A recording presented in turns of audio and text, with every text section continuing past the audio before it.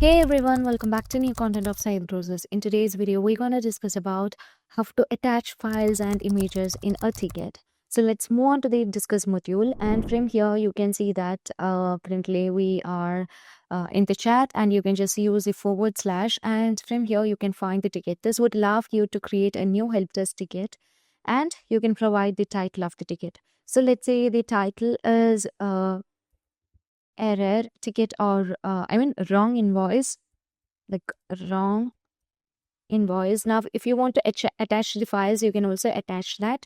So let's move on to attaching the files over here, and let me choose a quotation, and let's place it over here, and let's click on enter to send this. So here you can see that the wrong invoice with the ticket will be created, and you can see that it belongs to Abigail Peterson. And let's click on there, and you can see that we had a conference call over here with these peoples, and you can find everything over here, and you can see the ticket that is created. And like, dear Abigail Peterson, your request wrong invoice has been received, and it's been reviewed by the customer care.